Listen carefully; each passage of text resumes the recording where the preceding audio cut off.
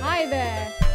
Welcome back to another video. As you may know, my favorite colors are green and purple. Is it a bad thing? Throughout history, many cultures considered purple to be the color of class and nobility. Color association, also referred to as color psychology, is the idea that different emotions and traits can be associated with a specific color. If you've ever said, "I'm feeling blue," or that you're seeing red from being so angry, well then you've used color language.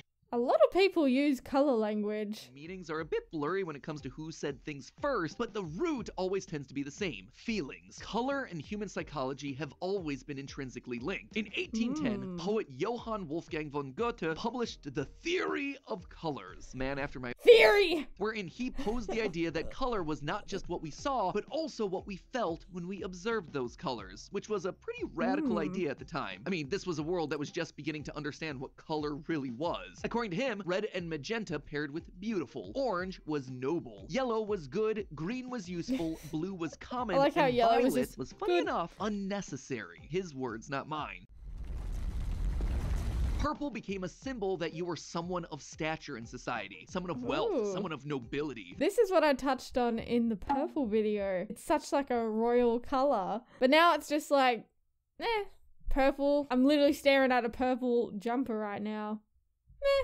Who could and could not wear the color. By the time we reached the Roman Empire somewhere in the 4th century BC, the restrictions on purple were so tight that only the Roman emperor could wear the famed Tyrian purple, thereby causing people to start referring to the act of becoming emperor as being, quote, donned in purple. And the children of the emperors were said to be born in purple. Born in purple, you say? Someone get Hailey Bieber on the line. Got a great idea for her next Nepo baby shirt. And so purple became associated with high status and royalty, eventually making its way over to England and the royal family. Even to this day, British monarchs wear a long purple robe as part of their coronation ceremony called the Robe of Estate. Queen Elizabeth II, rest in peace, wore one that was over 19 feet. I have seen this thing in real life. It is long and big and very purple. Talk about one massive statement piece. Okay, so Jack is nobility. It makes sense that he's wearing purple, but not every other purple villain is gonna be rich or royal, right? Well, it tends to be a much larger number than you would initially expect. Disney is full of evil nobility wearing purple going back to their first movie. The evil queen from Snow White, she's many really villains setting the trend. She's evil, that are she's purple rich, in Disney. she's purple. Cinderella's evil stepmother, Lady Tremaine, was a lady of high society clad in purple. Fast forwarding through history a bit,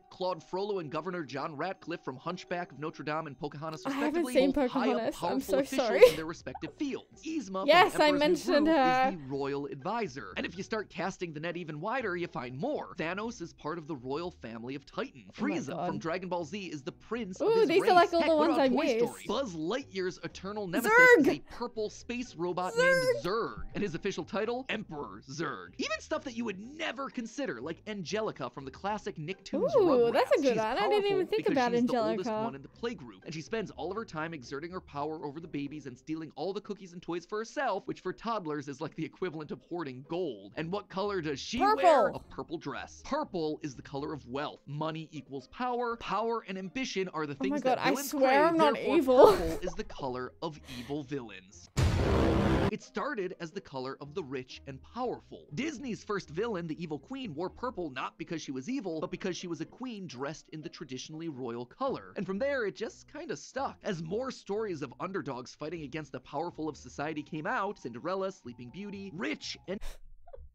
When he just randomly says a word with like more enthusiasm, it's kind of like, rich. You could just extract two of those things, evil and purple, and no one would bat an eye. But while all of these are great pieces to the purple puzzle of evil, I feel like we're only seeing half the picture here. If I show you this color palette, do you suddenly picture a certain what a great color palette, guys!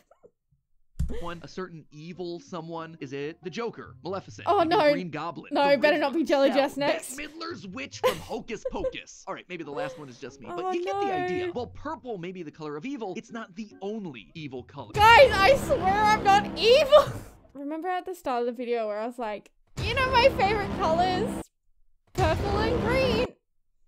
It opens us up to a whole new world of evildoers, but again, why? Why are these two specifically paired together Minus of Jelly all Jess. the colors out there in the world? Well, let's start by just looking at the green. Green, you would think, tends to be the color of life, of nature. It is. It's bright It is and the vibrant, color like of the grass nature. and the trees. And yet, here it is, so often used in the exact opposite way of that. Unnatural magic. Poisonous acid. I mean, just look at the history of Disney. For every purple villain you got, they are casting green magic. Maleficent's green fire. The evil queen's green poison. Ursula's green conjuring. Hercules and the green underworld. Oh my god, that Hercules scene. That Hercules scene was so scary to me as a kid, but you know, he had to keep going. Even Scar's eyes in The Lion King are green. And once again, just like with purple, part of that relates to power and wealth. In the Middle Ages, the color of your clothing indicated both your social rank and your job. Neutrals, like browns and grays, were for peasants, like you'd expect. Red was for the nobility. It's quite funny now how everyone loves wearing brown and gray now.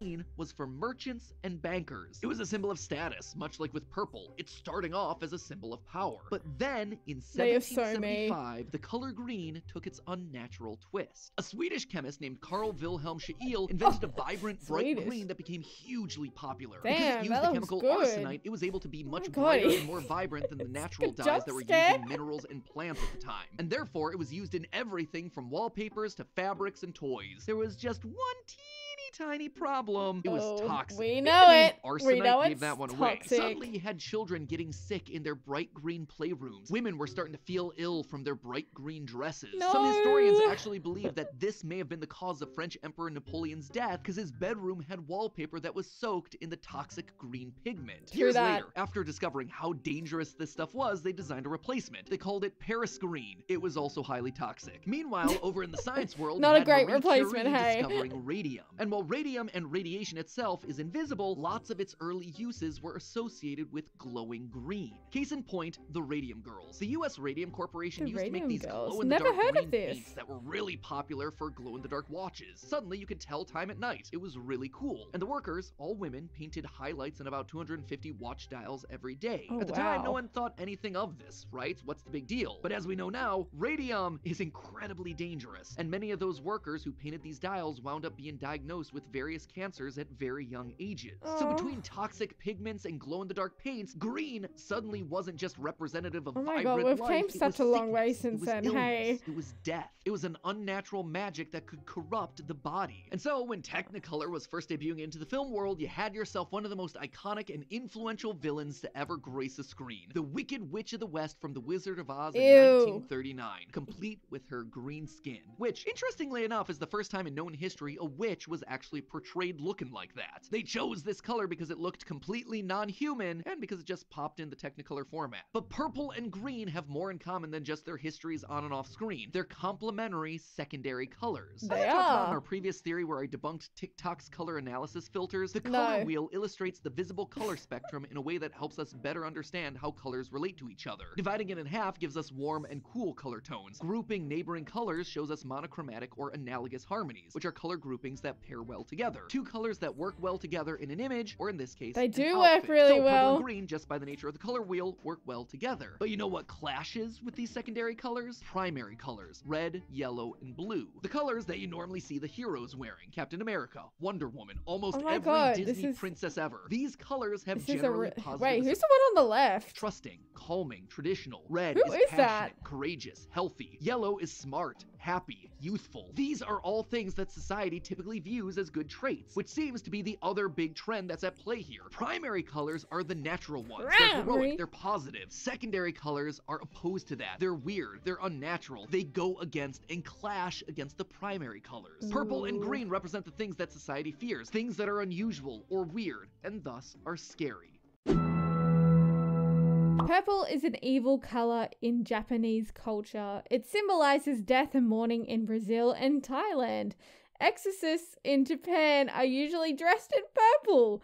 In gaming, the meaning of purple is found to be weird and fascinating. According to Language in Games, purple indicates forbidden and unnatural magic, tainted air and water, or a spreading danger which must be stopped. Why? Why are they so evil? And it's being called the color of corruption. This is being evident in games in Ori, The Will of the Wisps, Animal Crossing New Horizons, Pokemon, and many more. So I have a question. Do you guys see this and think evil? Catch you later, wobbly boys.